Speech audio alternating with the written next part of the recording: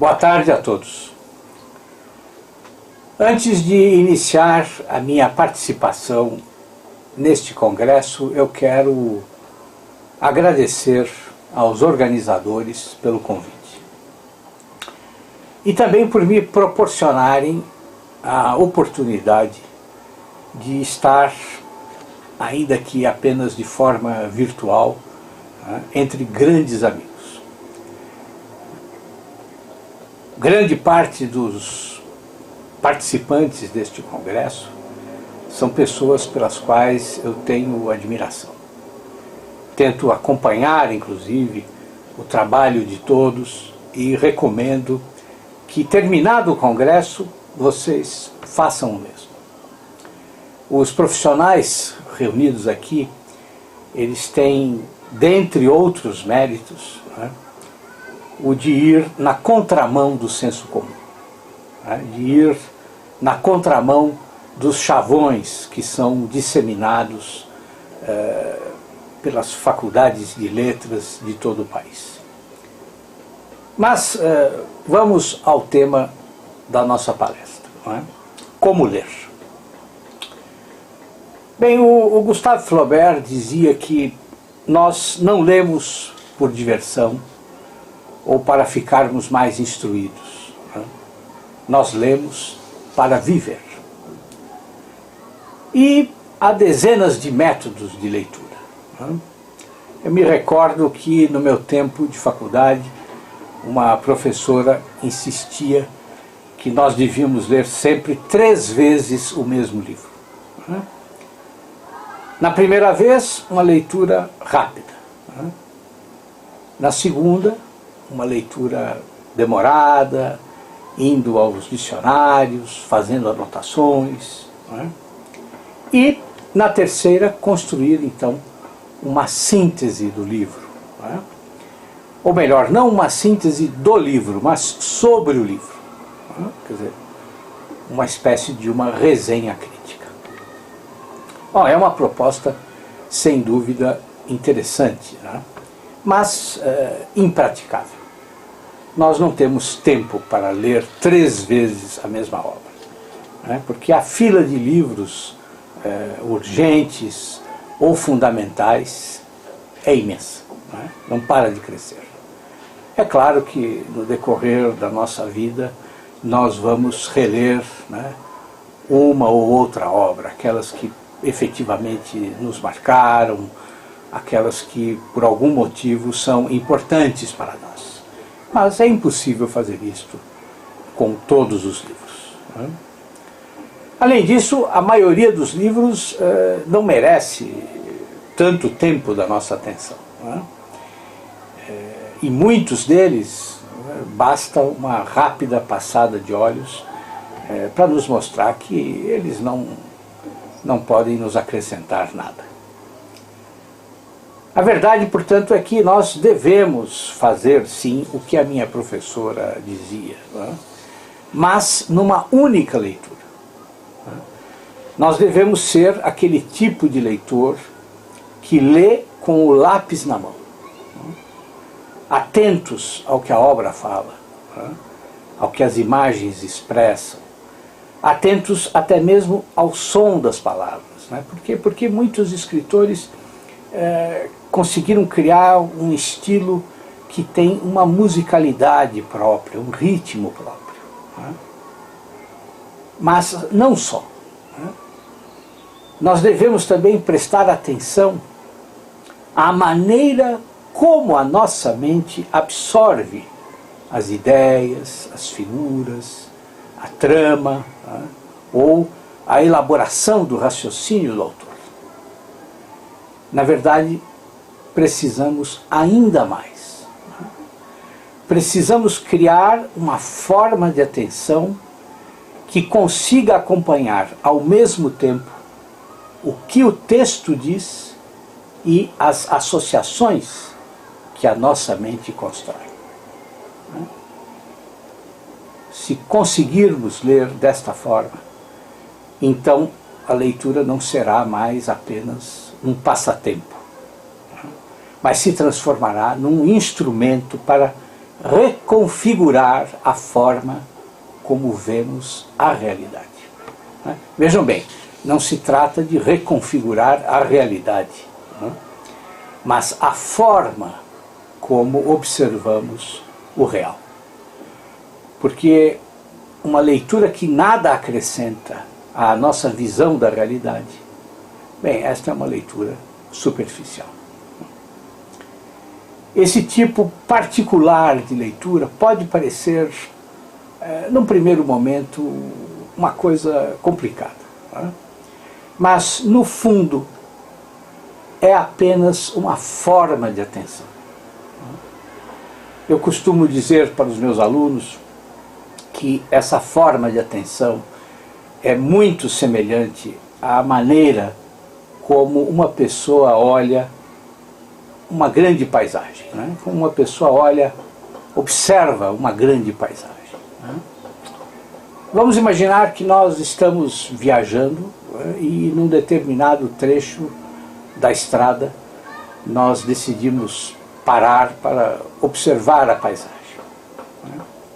Então, lá longe nós temos a linha do horizonte, onde o sol começa a se pôr. Mas, enquanto nós observamos a linha do horizonte, tudo chama a nossa atenção. O olhar dessa pessoa que admira a paisagem pode estar concentrado no ponto mais distante. Mas os seus olhos, a sua atenção, capta tudo ao seu redor. Todo o vasto terreno que separa o observador do ponto em que o seu olhar se concentra, tudo é captado pela atenção. Enquanto ele observa a linha do horizonte, os sentidos todos estão em atividade. O olhar capta as formas do relevo, as variações da luz, o movimento ou a ausência de nuvens, a cor do céu, as sombras que o sol cria. Mas o corpo inteiro do observador vê. Na verdade, o corpo inteiro do observador lê a paisagem. Por quê? Porque ele ouve os sons à sua volta. Ele sente os odores, ele sente os seus pés presos à terra, sente a brisa ou a ventania, o calor ou o frio. Ao mesmo tempo, a sua mente não está paralisada. Ela constrói analogias. Ele recorda uma paisagem parecida que ele viu quando era criança. Ele compara o que o seu olhar capta, o que os seus sentidos captam com outras realidades, ou com cenas que ele apenas imaginou, ou viu no cinema, na televisão. Enfim, há toda uma gama de sentimentos que o observador experimenta.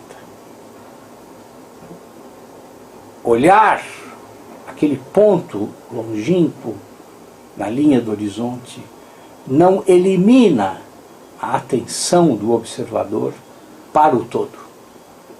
Ao contrário, todas as atenções, maiores ou menores, se completam numa atenção única. E tudo contribui para ampliar e aprofundar a atenção do observador sobre aquele ponto distante. No futuro, quando essa pessoa, esse observador, esse viajante, recordar esse momento, e quando verbalizá-lo, quando narrar para outras pessoas este momento da sua viagem, ele certamente não vai falar apenas sobre o ponto longínquo no horizonte, mas narrará um conjunto de elementos, um conjunto no qual talvez o ponto no horizonte seja apenas a questão menos importante.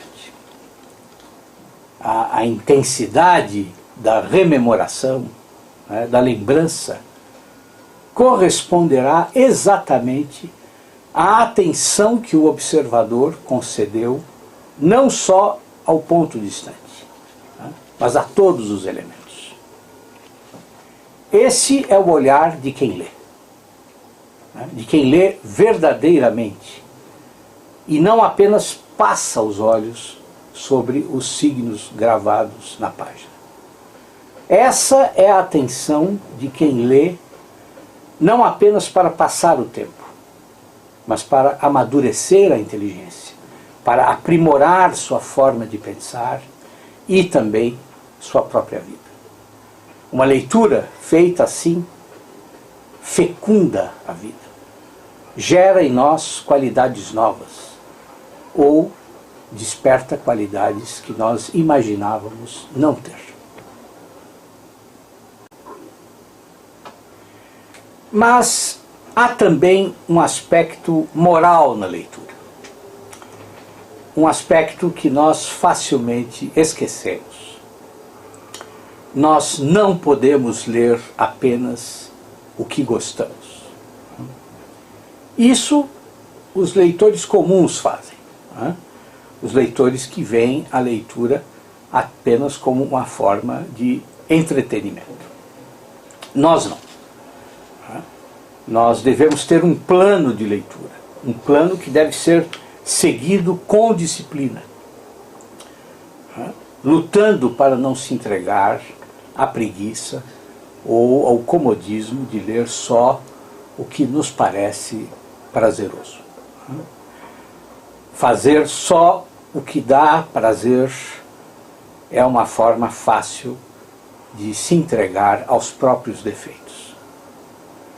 Acho que isso, inclusive, é algo muito claro, não é mesmo?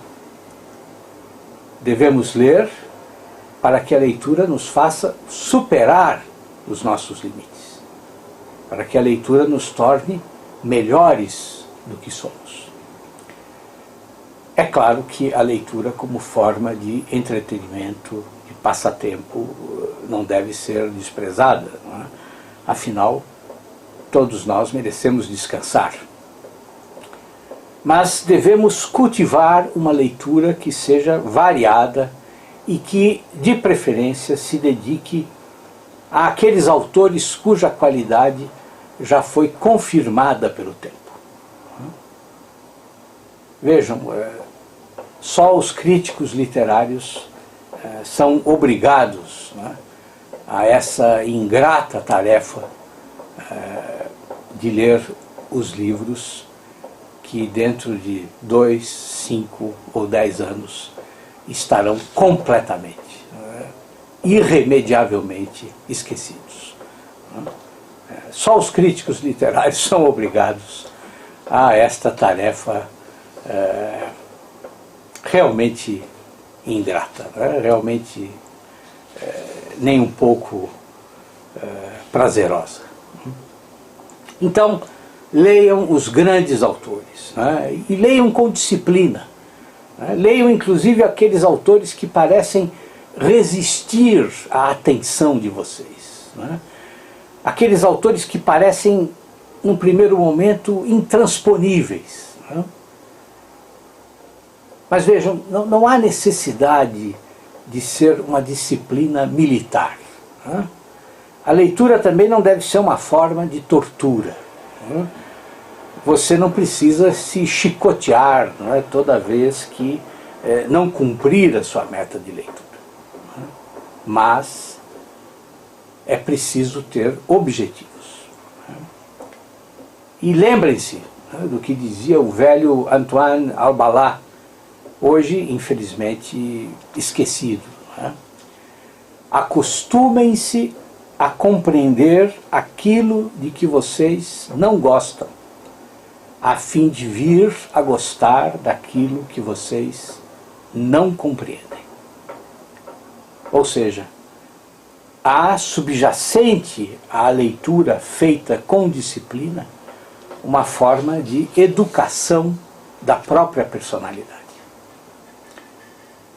Devemos ler não por hedonismo, né, mas para que a nossa inteligência, ao entrar em contato com obras diversas, crie uma fonte de relações, de observações, de exemplos, né? um campo de beleza, mas também um campo de análise inesgotável.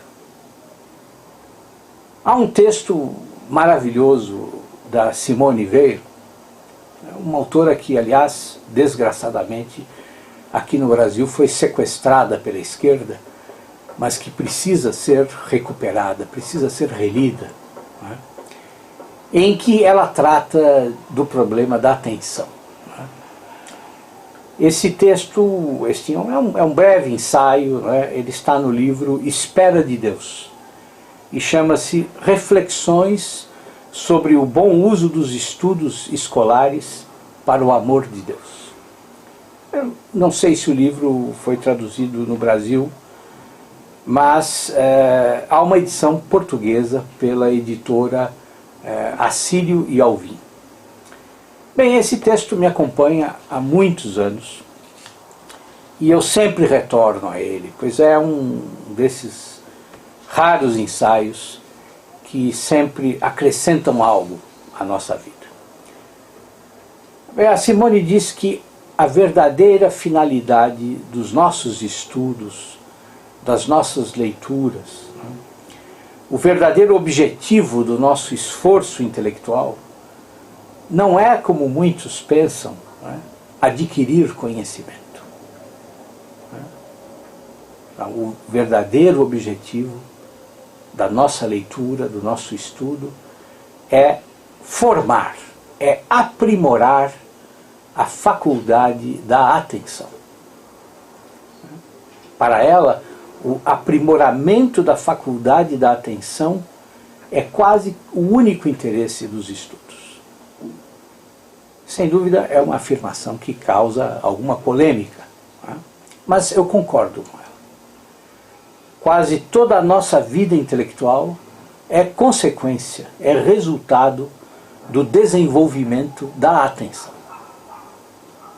Um verdadeiro esforço de atenção jamais se perde. Ele se mostrará eficaz de alguma maneira em algum momento no futuro, a Simone diz. Se nós buscamos com verdadeira atenção a solução de um problema, né, ou a compreensão de um texto, e passada uma hora nós avançamos muito pouco, com dificuldade, né, tenho certeza, assim mesmo nós aprimoramos a atenção.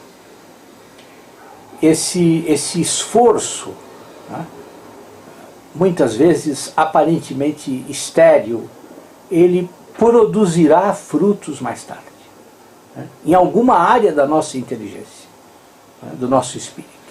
Os frutos surgirão.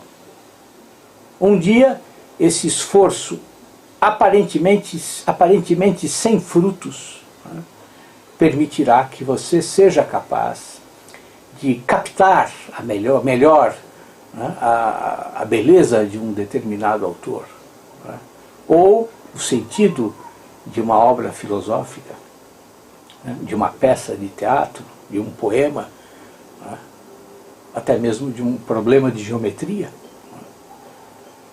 Todas as vezes que o ser humano realiza um esforço de atenção com o único desejo de se tornar mais apto para captar a verdade, ele adquire maior aptidão. Ainda que esse esforço, repito, não produza, de momento, frutos visíveis, né? Frutos concretos. Se o que move você é um desejo sincero, se o objeto do seu desejo é realmente a verdade, o desejo da verdade produzirá verdade. E há um verdadeiro desejo quando há esforço de atenção.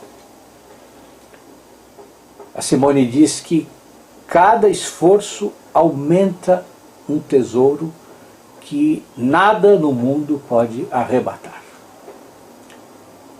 Mas vejam, nós não devemos confundir a atenção com algum tipo de esforço físico. Trata-se, ao contrário, de abrir a alma, abrir a mente, abrir a mente ao desejo de conhecer, ao desejo de aprender. E para que esse desejo se concretize, é preciso também que exista prazer, exista alegria. A atenção é um esforço, sim, é verdade. Mas é um esforço, digamos, negativo. A atenção, ela não depende do cansaço, do esgotamento físico, do esgotamento mental. E quando o cansaço se apresenta, é preferível parar, buscar uma distração. Parar e depois recomeçar com prazer, com alegria. 30 minutos de atenção intensa, mas sem fadiga, sem cansaço, valem mais do que 3 horas se chicoteando para se concentrar. É assim que nós devemos ler, com o pensamento disponível, aberto, e ao mesmo tempo manter presentes os elementos da nossa inteligência, elementos que nós podemos e devemos usar durante a leitura. Vocês se lembram do exemplo que eu dei há pouco, do observador que olha um ponto distante na linha do horizonte. Em certa medida, esse observador, ele está vazio de preocupações. Ele observa o ponto que chama a sua atenção, concentra-se nele, mas ao mesmo tempo está aberto a tudo ao seu redor. Assim deve ser a nossa leitura. Temos um objetivo. Nos colocamos diante dele vazios de preocupações. Mas, ao mesmo tempo, vibra dentro de nós tudo o que nós somos, tudo o que nós já aprendemos, tudo o que nós sabemos, e que pode se referir de alguma maneira ao objeto da nossa atenção. Nós buscamos alcançar o nosso objetivo e, ao mesmo tempo, esperamos, sem angústia, sem ansiedade.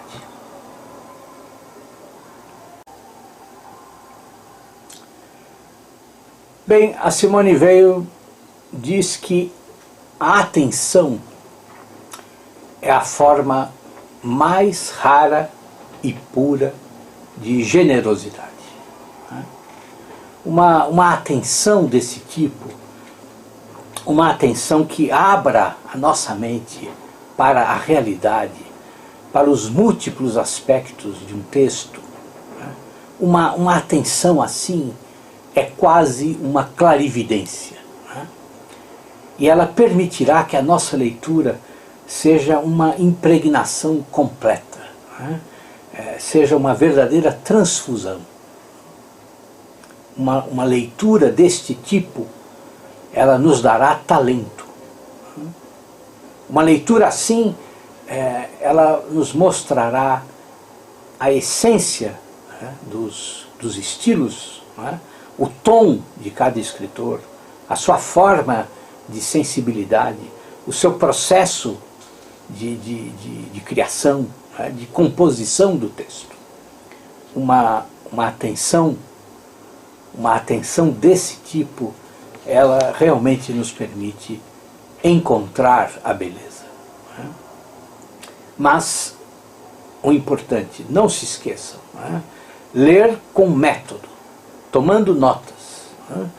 O crítico literário Álvaro Lins, um dos melhores críticos brasileiros, ele dizia sobre esse sistema de leitura: muitos dos nossos estudos e leituras são mal aproveitados por falta de método. E recomendava a si mesmo voltar a ler certos autores fundamentais, como Bergson e Proust, com o lápis na mão e o caderno nas pernas.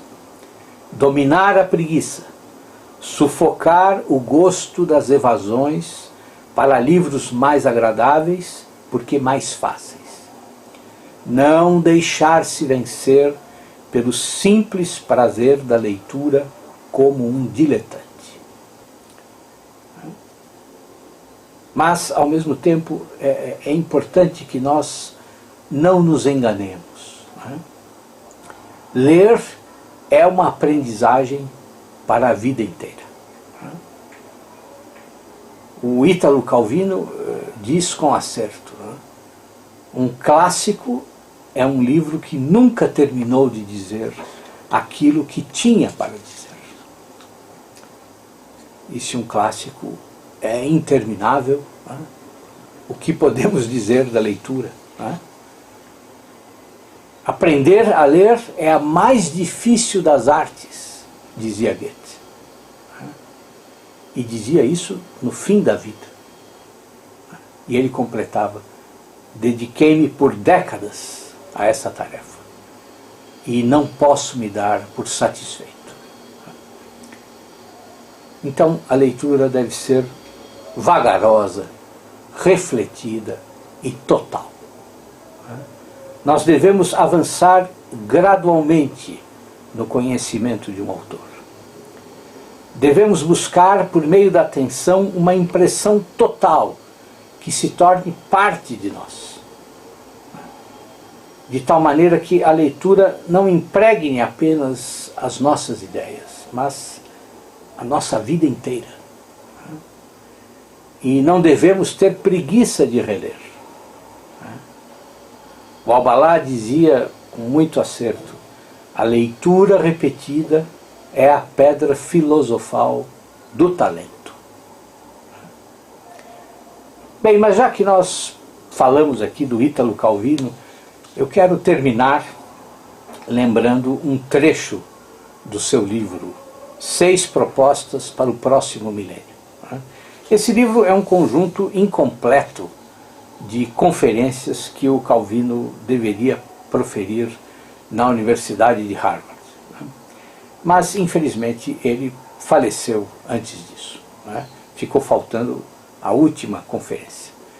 E a sua esposa, então, reuniu as 6 primeiras, ou as 5 primeiras, e publicou o material. E numa dessas conferências o Calvino fala sobre a exatidão.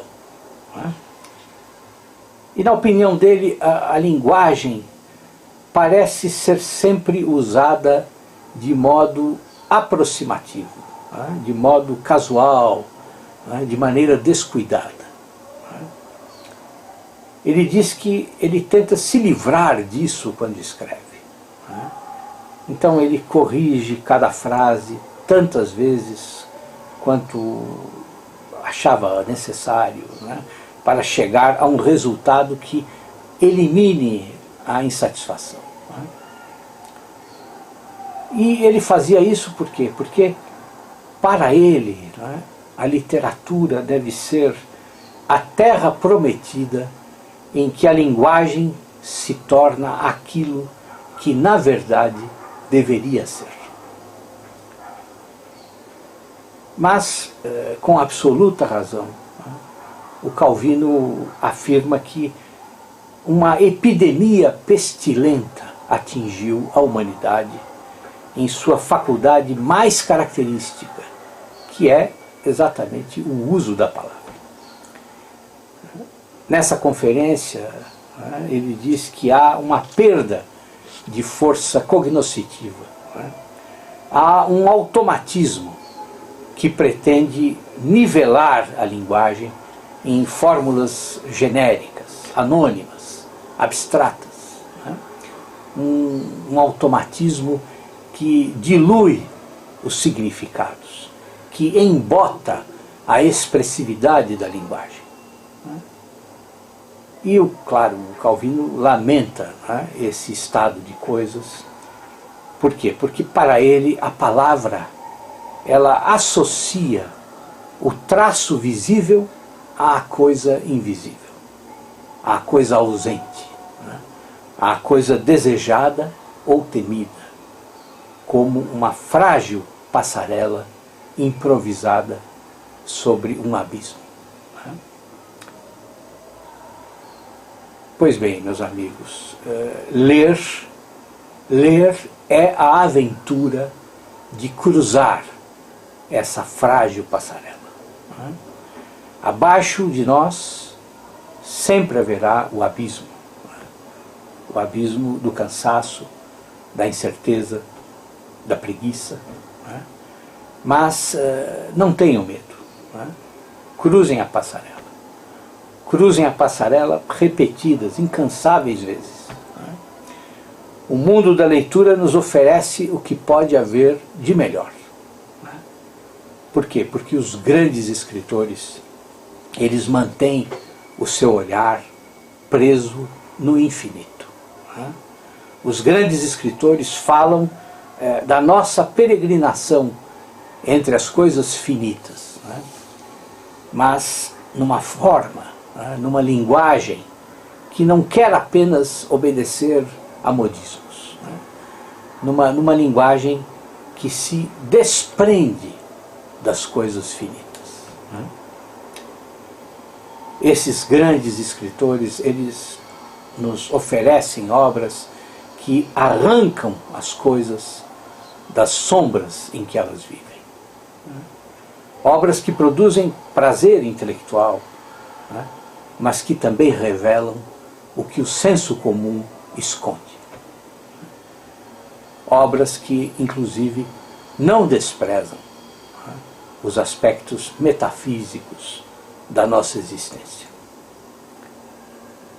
E então, quando nós nos encontramos com esses escritores na solidão da nossa casa, quando nós fechamos o livro depois de horas dedicados à leitura, nós temos certeza de que, como dizia o Henri Marroux, a linguagem rompe o círculo encantado da solidão. Um leitor, meus amigos, nunca está sozinho. Muito obrigado.